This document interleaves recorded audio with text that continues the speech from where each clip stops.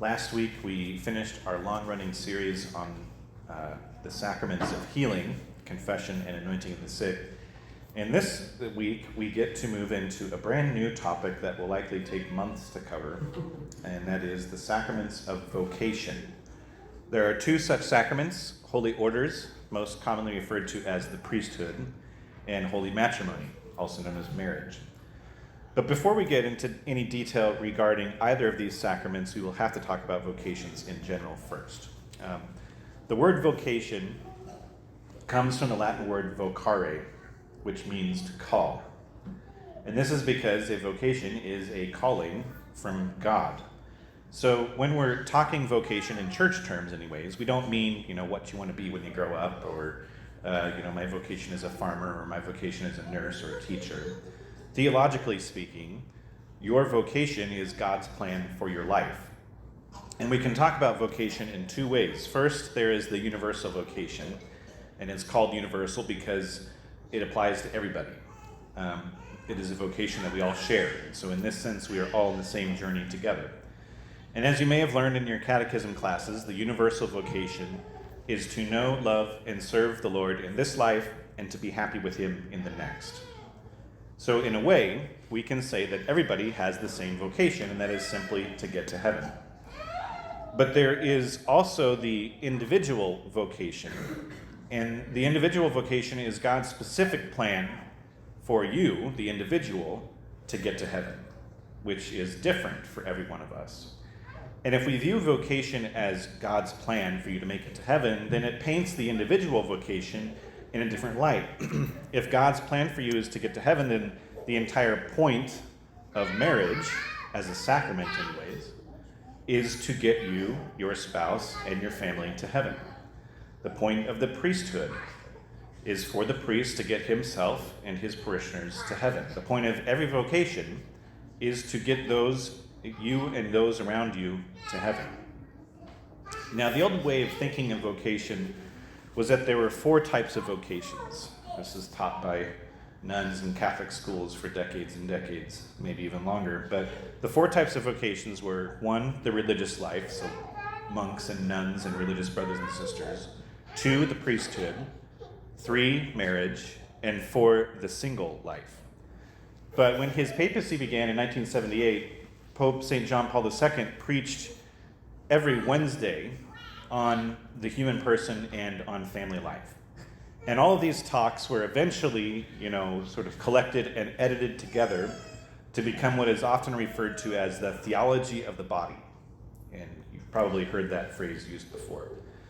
But the theology of the body is St. John Paul II's holistic view of the human person being created in the image of God, and the implications that has when it comes to the individual, the married couple, and the family. And in the theology of the body, St. John Paul II describes the church as having only two types of vocations: marriage and celibacy. Celibacy is simply giving your life, body, and soul to Jesus.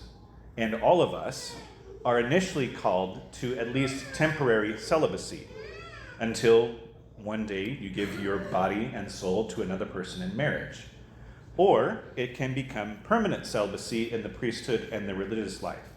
And St. John Paul II argues that these are the only two ways of living out God's love. If you are not married, but you're not living out celibacy at the moment, then you're not living out God's plan of love for you. If you are not married and not living out celibacy, you are not living God's plan. And both the married life and the celibate life are based on the same thing, and that is the love of Christ. Knowing the human person, and because He created us, God has given us help in this department. He has given us certain sacraments that provide divine assistance to live out the vocation that God has given us. In the sacrament of marriage, He gives certain graces that allow a person to be able to love another as a living sign of Christ's love for His church, as St. Paul says in his letter to the Ephesians. That is a very difficult thing to do without God's help. Similarly, in the sacrament of holy orders, graces are given to a man to be able to give himself to others as Christ loved the church, which isn't just difficult, it's impossible to do without God's help. But God loves us, and he enters into our lives at special moments to help us be the spouses that we were created to be, both you and me. And that's why God gives us the sacraments of marriage and the priesthood, to better live out our vocations.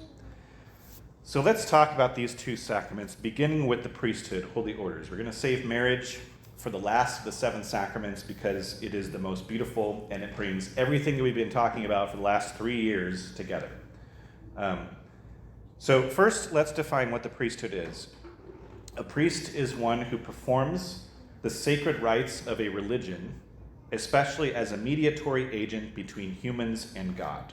It's kind of a mouthful, but based off of that definition, we can basically see that there's 2 purposes to the priesthood. Number 1, to offer sacrifice, and number 2, to act as a bridge between God and humanity. And those 2 things, offering sacrifice and acting as a bridge to God, those are the roles of every single Christian. At our baptism, we are anointed with sacred oil called chrism, and we are conformed to the role of Jesus that he plays as priests. Priests of the Old Testament were anointed with this same exact oil, which means that at your baptism, you were anointed a priest, and you take on the 2 roles of a priest, to offer sacrifice and to act as a bridge between God and humanity. That's what we call the universal priesthood. It comes about by the very reality of your baptism, and because of your baptism, you can offer your life as a sacrifice, and you can draw others closer to God. Not only can you, but you are called to as a priest. But there's another type of priesthood. So you have the universal priesthood, and you have what is called the ministerial priesthood. And it too involves being anointed, just like at our baptism. When a priest is ordained, his hands are anointed, are consecrated with that same holy oil, the chrism. And that sets him apart. Priests of the ministerial do the 2 things that a priest does, just like every other priest, offer sacrifice and act as a bridge between God and humanity. But the ministerial priest does so in a specific way, where we offer the sacrifice of the Mass and the sacraments, and we act as a bridge between God and humanity by standing in the person of Christ, in the place of Christ. And this is what we're talking about when we address the sacrament of holy orders, the ordained ministerial priesthood. So, as always, we will be framing our discussion of this sacrament based on our definition of the sacraments in general. As a refresher, a sacrament is an efficacious sign of God's grace instituted by Jesus Christ and entrusted to the church. So, our discussion of the sacraments of holy orders will follow those 4 parts, like all the other sacraments we've covered. So let's begin by talking about holy orders as an efficacious sign. Efficacious meaning effective. In other words, this first section will be answering the questions, well, when it comes to the sacrament of holy orders, what are we actually seeing? What do we experience in the sacrament? As with every sacrament, there is a minister and a recipient of the sacrament, so let's cover those first. Actually, that's all we'll be doing today. But first, who could administer the sacrament of holy orders? Who has the ability to ordain new priests? And that's an easy one. It's a bishop. The bishop is the guarantee that we can trace the sacrament of holy orders all the way back to the time of the apostles. The apostles were the first bishops. I was ordained by Bishop Bruskowitz 15 years ago. Bishop Bruskowitz was ordained by some cardinal named Luigi in Rome in 1960, and that cardinal named Luigi in Rome was ordained by some other, probably Italian cardinal, years and years ago. And you can trace that back, and it's the guarantee, the sacrament of holy orders is the guarantee that this is the church that Jesus founded upon the apostles. It's an unbroken chain going all the way back to the beginning of the church. And all other Christian churches at some point either broke away off of that chain, or they started centuries after the time of Jesus and his apostles. So that's the minister of the sacrament of holy orders, the bishop. Who is able to receive the sacrament of holy orders? There are 2 requirements globally, and there's 3 requirements in the Western church. So The first requirement is the same as the other 6 sacraments that aren't baptism. And the first requirement is you have to be baptized. And number 2, you have to be a genetic male. And in the Western Church, there's a third requirement that you have to be unmarried. So let's talk about these. Why is there a male-only priesthood in the Catholic Church? Now, obviously, the Church condemns unjust discrimination for any reason, including gender. But at the same time, gender is important. It has meaning. God wouldn't have given us a gender if it didn't mean something. And God wouldn't have taken on a gender himself in the form of Jesus Christ if it didn't mean something. And so there's 3 main reasons that are usually given why the Catholic Church has a male priesthood. The first reason, I just mentioned it, Jesus was a man, and because Jesus is God, he's the only person who could have ever chosen his gender, and he did. And that's evidence that there must be reason he came as a genetic male. I don't know what that reason is, but I trust God. And I'm not him. Priests are, in a mystical way, conformed to the person of Christ. We conform our lives to his so that Jesus' ministry can continue on earth through the hands of the priest, through the sacraments the priest administers. And that's a promise that we make on our ordination day. The bishop asks us, do you resolve to be united more closely every day to Christ the high priest, who offered himself for us as a pure sacrifice, and with him to consecrate yourselves to God for the salvation of all? And we respond, I do, with the help of God. So the bishop's question, do you resolve to be united more closely every day to Christ the high priest? We conform ourselves to Christ in all aspects of our lives, even down to our gender. The second reason the Catholic Church has a male-only priesthood is that this was the choice that Jesus made as well. When Jesus ordains his apostles, they are men, the 12 apostles. Now, keep in mind that Jesus completely went against the culture and the social norms of his day. And breaking those social norms, his most faithful followers, even more faithful than the 12 apostles, were the women that served as his disciples. And you can simply say if Mary wasn't ordained a priest, well, there must be a reason. If anyone deserved to be ordained a priest, it'd be her, I would think.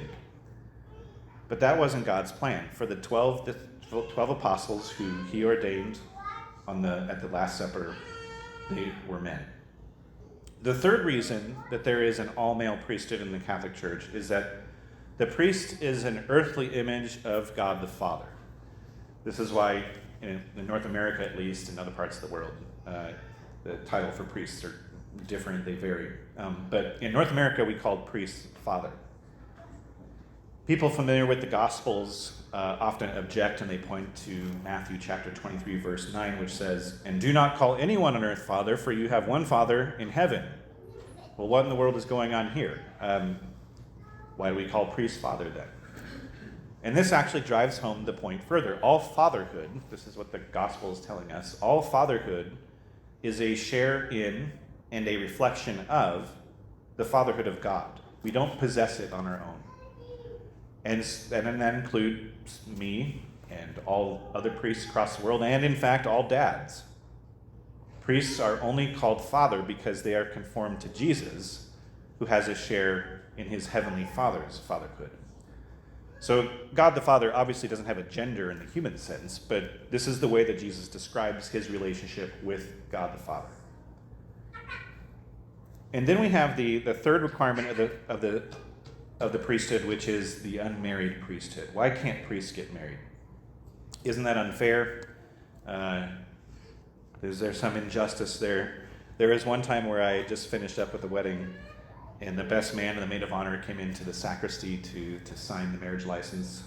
We get the cameras out and everything for that. And the maid of honor, who obviously wasn't Catholic, she asked me, "So you can't get married?" And I said, "No." And I'll smooth over her response. Her response was, "Well, that stinks."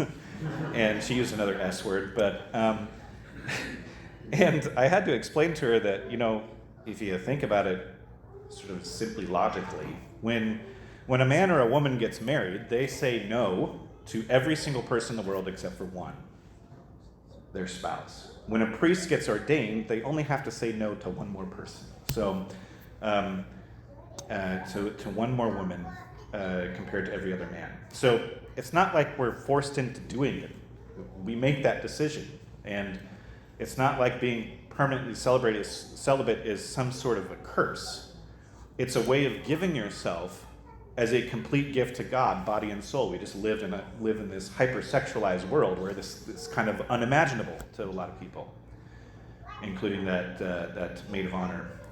I'll let you guys speculate on which of yours family that was. But it certainly is a sacrifice to make. I will say that. And knowing that I'll never have a wife and a family or grandchildren, and that I'll likely die alone, it is a kind of, you have to get your head around it through prayer, and you have to make sure that this is what God is calling to you. I always say that I've known since I was 7 years old that God was calling me to be a priest. I can say that with full certainty. But it took me until my second to last year in the seminary when I was 25 years old to know that God wasn't calling me to be a dad. So they're kind of two separate callings that you have to discern. But don't cry for me. It was a choice. And I willingly and joyfully made that choice. And as I always say, at this point, I wouldn't wish this on any woman in the world. So talking about priestly celibacy, there's 4 main reasons why priests are permanently celibate. The first reason is simply practicality. The priest doesn't just work on Sundays or Saturday nights, contrary to what many people think. Sundays are usually my least busy day of the week. Every priest gets paid the same, which is convenient for the bishop because he can just keep giving you more and more jobs and it doesn't matter. The priesthood is a 9-to-5 job, or it's not a 9-to-5 job, it's a 24/7 lifestyle. And you're on call every day of your life, even when you're on vacation. I talked about that last week. I still answer calls if I can, even when I'm not around. If people need to talk to a priest, who am I to turn them down? I can't imagine a world where I would be able to be a good pastor and at the same time be a good husband and a father. I would be good at one and bad at the other, but more likely I would be bad at both. And then there's the practical matter of a salary. This is not a criticism of anybody's generosity, but because you're all generous, but given the size of our little parish, I'm not sure that we could afford to pay a priest who also had to support a family. And that's why all the other Christian churches around here, they usually can only afford pastors that are retired, that don't have any kids living with them anymore. They're older without children. And to be completely transparent, the salary for our priests is currently about $29,000 a year, no matter what their role is in the diocese, plus benefits like health insurance. I don't pretend to know how much it costs to be a parent these days, but I hear it's not cheap, and our little church would struggle to support a young Catholic family with all those kids, right? The second reason for having a celibate priesthood is what I usually refer to as the Christological reason. And this is basically the idea that since Jesus was unmarried, priests are unmarried in imitation of him. And in this way, the priesthood aims to be a visible sign of Jesus in the world. The priest stands, the phrase that we use is in persona Christi. So the priest stands in the person of Christ and is completely conformed to Christ, even in his marital status, even in his celibacy. The third reason for priestly celibacy is what is called the ecclesiastical reason. The word ecclesiastical comes from the Greek word ecclesia, which means church. And since Jesus' spouse is the church, as St. Paul says in his letter to the Ephesians, the priest imitates Jesus in this way. A priest isn't so much giving up marriage, because in a remote sense, we get married, and we get married to the church, the bride of Christ, whom the priest conforms his entire life to, the life of Christ. The priest gives himself, body and soul, to the people that make up the church. The fourth reason for unmarried clergy is what is called the eschatological reason, which is another Greek word. Eschatological means at the end of time in heaven. The idea here is that because priests give up marriage, the priesthood is a sign of what awaits us in the next life. Most of the sacraments will come to an end in heaven. They're not necessary, including marriage. People, even Jesus says this in Matthew chapter 22, people are not given in marriage in heaven because the purpose of marriage is to get your spouse to heaven. So once this life is over, the sacrament of marriage will come to an end. Now, to be clear, that's not to say that your relationship with your spouse will end or even change. That will remain forever. But to remind people of the goal of marriage, celibacy sort of acts as a billboard to say, hey, there's something other than this life, and it's different. Even married love is fulfilled in heaven to become something else.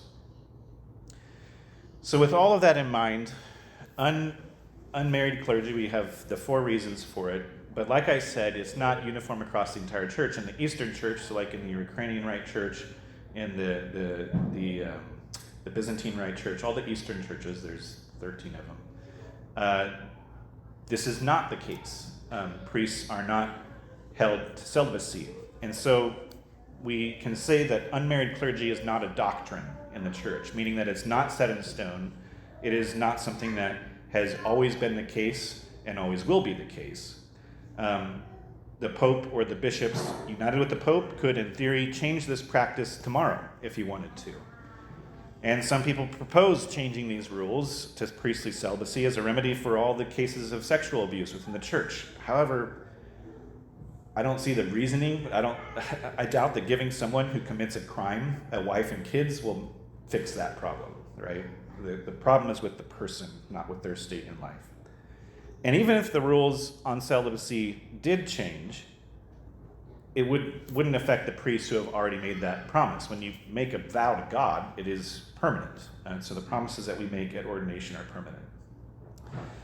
There are some cases you may have heard of where men are allowed to become priests, married men are allowed to become priests. If a non-Catholic pastor, so say a Lutheran pastor, converts to Catholicism, well, what do they do for a job? They were a Lutheran pastor. They can choose to go to the seminary to become a priest and to do pastoral work, as they had for their entire professional career. Father Sid Brueggemann, he's from Nebraska City, but he's a priest in the Grand Island Diocese. I think he's still up at St. Liberty. And he has a wife and children, and I taught his grandchildren when I lived in Lincoln. I went to his first Mass when I was a deacon in Nebraska City because he was a pastor in a non-Catholic church before he converted and brought his whole family over. Another example is if a man's wife dies, he can become a priest. So McCook recently had Father Bediot, who lost his wife in a car accident, and then he went to the seminary and became a priest. You may have also heard that priests in the Eastern Catholic Church can get married. So like I said, the churches, the 2 lungs of the church, as St. John Paul II describes it, are the Western Church and the Eastern Church, the Latin Church and the Greek Church. And so these are, like I said, the Ukrainian Rite, the Byzantine Rite, all those, Eastern Europe and Africa and Asia. And it's true, those priests can have wives and families if they marry before they are ordained. And if their wife passes away, they can't get remarried. However, to be a bishop in either church, both East or West, they must be celibate, unmarried. So those are the requirements to be a priest. You have to be baptized, you have to be a man, and you have to be unmarried. Next time we'll take a look at what the process looks like of becoming a priest.